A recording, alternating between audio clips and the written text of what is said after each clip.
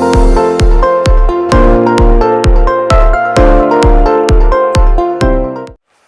Friends, आइए start करते अपना आज के वीडियो को। चैनल पे नए तो सब्सक्राइब कर लीजिए और बेल आइकन पर नोटिफिकेशन पे क्लिक कर लीजिए ताकि आपको आने वाले सभी नोटिफिकेशन रिगार्डिंग हमारे वीडियो से रेगुलरली मिलते रहे।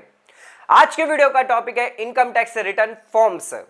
तो यहां पर अगर आप इनकम टैक्स रिटर्न फाइल करते हैं, चाहे आप सैलरीड पर्सन है या नॉन ऑडिटेड केस है जिसकी लास्ट ड्यू डेट क्या है फाइल करने की 31 जुलाई 2022 है, तो इस केस में यहां पर अगर आपकी इनकम है सैलरी से, बिजनेस प्रोफेशन से या फिर अदर सोर्सेज से, कैपिटल गेन से, हाउस प्रॉपर्टी से, आपने कोई एसेट होल्ड करके रखी है, फॉरेन एसेट होल्ड करके रखी है, या फिर अनलिस्टेड इक्विटी शेयर में इन्वेस्टमेंट किया है, या फिर आपकी यहां पर एग्रीकल्चर इनकम है, तो ये सभी यहां पर अगर आपकी अलग अलग इनकम है तो उस केस में कौन सा फॉर्म यहां पर आपके लिए एप्लीकेबल होने वाला है, कौन सा आईटीआर आपको यहां पर भरना है ताकि 31 जुलाई 2022 से पहले पहले आप अपने आईटीआर फाइल कर पाएं। तो इस वीडियो के अंदर हम डिस्कस करने जा रहे हैं आईटीआर फॉर्म्स के बारे में और टाइप्स ऑफ आईटीआर फॉर्म्स के बारे में। तो आइए स्टार्ट करते हैं अपने वीडियो को और समझते हैं क्या है इनकम टैक्स रिटर्न फॉर्म्स और कौन सा फॉर्म्स आपके लिए एप्लीकेबल होगा, उसके बारे में डिटेल में समझने की कोशिश करते हैं। सो आइए स्टार्ट करते हैं अपने वीडियो को और समझने की कोशिश करते हैं क्या है आईटीआर फॉर्म। आईटीआर फॉर्म यानी इनकम टैक्स रिटर्न फॉर्म जो फाइल किया जाता है इनकम टैक्स अथॉरिटी के सामने। इसके अंदर रिपोर्ट की जाती है income, expense and other relevant tax information. उसी के साथ साथ यहां पर जो टैक्स रिटर्न है वो इजी किया गया है टैक्स पेयर के लिए ताकि वो डिटरमाइन कर सके अपनी टैक्स लायबिलिटी को, टैक्स पेमेंट कर सके और अगर कोई रिफंड है तो वो भी यहां पर क्लेम कर सके। टैक्स पेयर को यहां पर डिटरमाइन करना है कि कौन से टाइप ऑफ आईटीआर फॉर्म यहां पर आपको भरना है before submitting income tax return. तो आपको चूज करना बहुत ज्यादा इंपॉर्टेंट है कौन सा आईटीआर फॉर्म आप यहां पर चूज करने वाले हैं। उसी के साथ applicability of income tax return forms depend करता है 3 कैटेगरी पे। सबसे पहले क्या आपकी इनकम अर्न्ड हुई है, दूसरी क्या सोर्स ऑफ इनकम है टैक्स पेयर की, तीसरी कैटेगरी ऑफ टैक्स पेयर क्या है जैसे कि इंडिविजुअल, एचयूएफ, कंपनी, फर्म। तो यहां पर ये 3 चीजों पर डिपेंड करता है कि आपको कौन सा आईटीआर फॉर्म जो है वो चूज करना है। इनकम टैक्स डिपार्टमेंट ने यहां पर नोटिफाइड किए हैं 7 आईटीआर फॉर्म, आईटीआर 1, 2, 3, 4, 5, 6 और 7।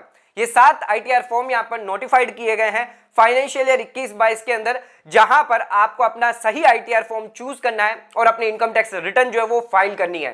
तो आईटीआर फॉर्म चूज करना ये एक इंपॉर्टेंट टास्क है सभी टैक्स पेयर के लिए। उसी के साथ साथ before the due date return file करना ये भी इंपॉर्टेंट ताकि आप अवॉइड कर सके अपनी पेनल्टी को। अगला सवाल यहां पर यह आता है कि यहां पर क्यों इनकम टैक्स रिटर्न फाइल करना आपके लिए जरूरी है।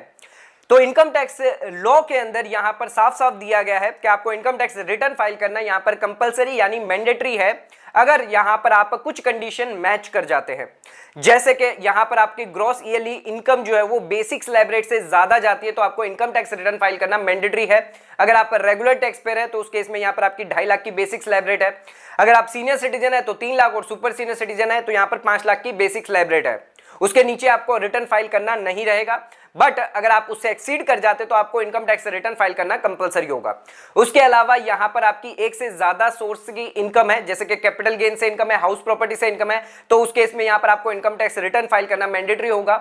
उसके अलावा यहां पर अगर आप फॉरेन एसेट्स होल्ड करते हैं या फिर उससे इनकम जनरेट होती है, उसके अलावा आप वीजा लोन के लिए अप्लाई करते हैं या आपको रिफंड भी लेना है तो आपको इनकम टैक्स रिटर्न फाइल करना यहां पर कंपलसरी होगा। उसके अलावा आपको रिफंड नहीं दिया जाएगा। एंड यहां पर अगर कोई कंपनी है, फर्म है, भले ही यहां पर प्रॉफिट हो या नहीं हो, आपके लिए इनकम टैक्स रिटर्न फाइल करना मैंडेटरी होगा। अब आ जाते हैं, बात कर लेते हैं कौन से आईटीआर फॉर्म आपके लिए एप्लीकेबल होंगे। तो आइए स्टार्ट करते हैं और देखते हैं कौन से आईटीआर फॉर्म किन किन टैक्स पेयर के लिए यहां पर एप्लीकेबल होने वाले। तो आइए बात कर लेते हैं आईटीआर 1 यानी सहज के बारे में। तो किन लोगों को यहां पर आईटीआर 1 जो है वो ऑप्ट कर सकते हैं और कौन ऑप्ट नहीं कर सकते। तो अगर आप एक रेसिडेंट इंडियन है, अगर आपकी सैलरीड इनकम है, पेंशन इनकम है, तो आप आईटीआर 1 जो है वो ऑप्ट कर सकते हैं। उसके अलावा अगर आपकी हाउस प्रॉपर्टी है, सिंगल हाउस प्रॉपर्टी है, बट अगर आपके लॉसेस हैं, कैरी फॉरवर्ड लॉसेस है फ्रॉम प्रीवियस ईयर से, तो यहां पर आपको एक्सक्लूजन अलाउड किया जाएगा। अगर आपकी एग्रीकल्चर इनकम है अप टू 5000 तो आप आईटीआर 1 जो है वो ऑप्ट कर सकते हैं। अगर आपकी ईयरली टोटल इनकम यहां पर 50 लाख से ज्यादा नहीं है तो आप ITR 1 जो है वो ऑप्ट कर सकते हैं। उसके अलावा अगर आपकी इनकम फ्रॉम अदर सोर्सेस से, यहां पर लॉटरी से या for winning from horse races से अगर कोई इनकम होती है तो यहां पर आप ITR 1 ऑप्ट कर सकते हैं। ये तो हमने बात कर ली कौन कौन ITR 1 जो वो ऑप्ट कर सकता है, बट यहां पर 11 एक्सक्लूजन दिए हैं जो ITR 1 जो है वो ऑप्ट नहीं कर सकते। तो आइए समझते हैं कौन कौन ITR 1 जो है वो ऑप्ट नहीं कर सकता। अगर आपकी टोटल इनकम यहां पर 50 लाख से ज्यादा है तो आप ITR 1 जो है वो ऑप्ट नहीं कर सकते। उसके अलावा आपकी कैपिटल गेन से इनकम है, आपकी एक से ज्यादा हाउस प्रॉपर्टी है, या फिर आपने इन्वेस्टमेंट किया है यहां पर अनलिस्टेड इक्विटी बॉन्ड के अंदर, यहां पर आप NRI है, या फिर आप रेसिडेंट है बट नॉट ऑर्डिनरी रेसिडेंट है तो आप ITR 1 जो वो ऑप्ट नहीं कर सकते। उसके अलावा यहां पर अगर आप किसी कंपनी में डायरेक्टर है या आपके PGBP की इनकम है, या फिर आपने यहां पर कोई इनकम क्रिएट करी है, जनरेट करी है यहां पर जो प्रॉपर्टी से, जो प्रॉपर्टी लोकेटेड आउटसाइड इन यानी अब्रॉड में लोकेटेड है, या फिर आपकी कोई फॉरेन इनकम या फॉरेन एसेट आपने होल्ड किया है, तो इन सभी केसेस में यहां पर आप ITR 1 जो है वो फाइल नहीं कर सकते। नेक्स्ट आ जाते हैं, बात कर लेते हैं ITR 2 के बारे में। तो कौन लोग ITR 2 जो है वो ऑप्ट कर सकता है और कौन ऑप्ट नहीं कर सकता। तो हमने यहां पर ITR 1 के अंदर ऑप्ट नहीं करने वालों की लिस्ट देखी थी, वही यहां पर जो ITR 2 ऑप्ट करने वाले हैं। तो अगर आप एक इंडिविजुअल है, HUF है, आपकी सैलरीड इनकम है, पेंशन इनकम है, या फिर आपकी कैपिटल गेन से इनकम है, हाउस प्रॉपर्टी से इनकम है, या फिर आप किसी कंपनी के अंदर डायरेक्टर हैं, या फिर आपकी एग्रीकल्चर इनकम है 5000 से ज्यादा, आपकी टोटल इनकम है 50 लाख से ज्यादा, आपने इन्वेस्टमेंट किया है अनलिस्टेड इक्विटी बॉन्ड्स के अंदर, या फिर आपने इनकम जनरेट करी है, फॉरेन इनकम है, फॉरेन एसेट यहां पर जनरेट करके रखी है, तो उस केस में यहां पर आप ITR 2 जो है वो फाइल कर सकते हैं। बट ध्यान रखिएगा कौन लोग यहां पर ITR 2 जो फाइल नहीं कर सकते। आपकी अगर बिजनेस और प्रोफेशन से इनकम है, अगर जो टैक्स पेयर है जिनकी बिजनेस और प्रोफेशन इनकम है वो ITR 2 फाइल नहीं कर सकते, यानी ऑप्ट नहीं कर सकते। तो यहां पर हमने देख लिया ITR 2 जो है कौन ऑप्ट कर सकता है, कौन ऑप्ट नहीं कर सकता। नेक्स्ट आ जाते हैं, बात कर लेते हैं ITR 3 के बारे में। तो यहां पर ITR 3 कौन ऑप्ट कर सकता है। तो यहां पर अगर आप इंडिविजुअल है, HUF है, आपकी बिजनेस या प्रोफेशन से यहां पर इनकम हो रही है तो आप ITR 3 यहां पर ऑप्ट कर सकते हैं। उसके अलावा यहां पर अगर आप पार्टनर है किसी कंपनी में, डायरेक्टर है किसी कंपनी में, या फिर यहां पर आपने इन्वेस्टमेंट किया है अनलिस्टेड इक्विटी शेयर्स में at any time during the financial year, या फिर आपकी सैलरी, पेंशन, हाउस प्रॉपर्टी या कोई अदर इनकम है तो आप ITR 3 यहां पर चूज कर सकते हैं। उसके अलावा अगर आपका टर्नओवर है बिजनेस से 2 करोड़ से ज्यादा तो आप ITR यहां पर 3 जो है वो यहां पर चूज कर सकते हैं। नेक्स्ट आ जाते हैं, बात कर लेते हैं ITR 4 कौन ऑप्ट कर सकता है। तो अगर आप इंडिविजुअल है, HUF है, पार्टनरशिप फर्म है, आप रेसिडेंट इंडियन है, आपकी इनकम बिजनेस और प्रोफेशन से है तो आप ITR 4 यहां पर ऑप्ट कर सकते हैं। उसके अलावा अगर आप LLP है तो आप ITR 4 जो है वो ऑप्ट नहीं कर सकते।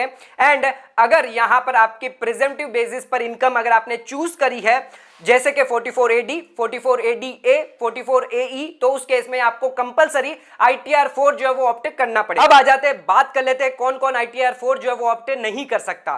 तो अगर आपकी टोटल इनकम यहां पर 50 लाख से ज्यादा है तो आप ITR 4 ऑप्ट नहीं कर सकते। उसके अलावा अगर आप साइनिंग अथॉरिटी है आउटसाइड इंडिया, या फिर आपने यहां पर लॉसेस कैरी फॉरवर्ड है तो उस केस में भी आप ITR 4 ऑप्ट नहीं कर सकते।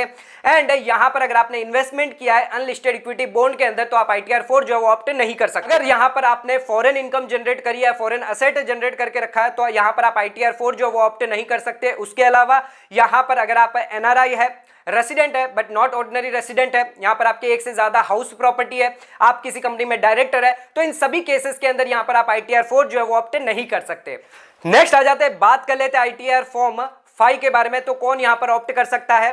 अगर यहां पर आप आर्टिफिशियल जुडिशियल पर्सन है, बिजनेस ट्रस्ट है, एस्टेट ऑफ इंसॉल्वेंट या एस्टेट ऑफ डिकीज्ड, या फिर यहां पर body of individual, association of person, LLP and company, ये सभी लोग यहां पर ITR 5 जो है वो ऑप्ट कर सकते हैं। नेक्स्ट आ जाते हैं, बात कर लेते हैं फॉर्म ITR 6 के बारे में। तो ITR 6 कौन फाइल कर सकता है, कौन ऑप्ट कर सकता है। तो यहां पर अगर कंपनी है और फर्म है तो यहां पर आप ITR 6 जो ऑप्ट कर सकते हैं। पर ध्यान रखिएगा कंपनी के केस में यहां पर एग्जम्पशन क्लेम नहीं किया होना चाहिए सेक्शन 11 के अंदर, और अगर फर्म है तो यहां पर इलेक्ट्रॉनिकली रिटर्न जो है फाइल करेगी तभी आप ITR 6 जो है फॉर्म चूज कर सकते हैं। तो कंपनी और फर्म दोनों ही यहां पर जो है ITR 6 जो है वो चूज कर सकते हैं। नेक्स्ट आ जाते हैं, बात कर लेते हैं ITR फॉर्म 7 के बारे में। कौन यहां पर ऑप्ट कर सकता है। तो आप इंडिविजुअल है, फर्म है और रिटर्न फर्निश कर रहे हैं अंडर सेक्शन 139 4A के अंदर, 4B के अंदर, 4C, 4D, 4E और 4F के अंदर, तो यहां पर आप ITR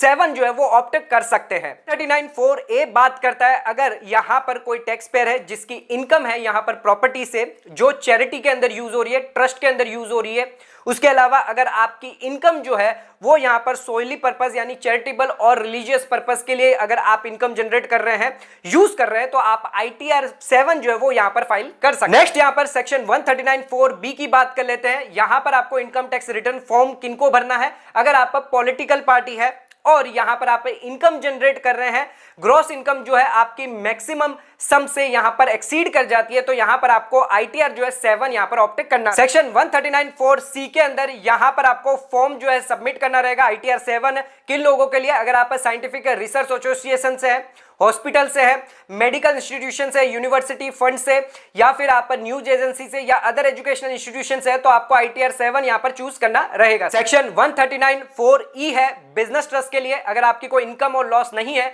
तो यहां पर आपको फर्निश करना रहेगा ITR 7 फॉर्म। नेक्स्ट यहां पर सेक्शन 139(4)(f) अगर आप इन्वेस्टमेंट फंड से हैं, सेक्शन 115(u)(b) के अंदर जहां पर आपकी कोई भी इनकम या लॉस नहीं है, तो उस केस में यहां पर आपको सबमिट करना रहेगा ITR फॉर्म 7। तो ये सभी फॉर्म यहां पर आपके लिए इंपॉर्टेंट है। ITR 1, 2, 3, 4, 5, 6, 7 ये सभी फॉर्म आप यहां पर ध्यान से चूज करिएगा अपने रिटर्न फाइल करने से पहले। लास्ट डेट रिटर्न के हम आपको बता चुके हैं, नॉन ऑडिटेड केस में 31 जुलाई 2022 है, तो 31 जुलाई से पहले आप अपने रिटर्न फाइल कर लीजिए, अदरवाइज आपको इंटरेस्ट और पेनल्टी दोनों लग सकती है। तो आज का वीडियो अगर आपको पसंद आया, चैनल को लाइक और सब्सक्राइब जरूर करेगा, ज्यादा से ज्यादा शेयर जरूर करेगा। धन्यवाद।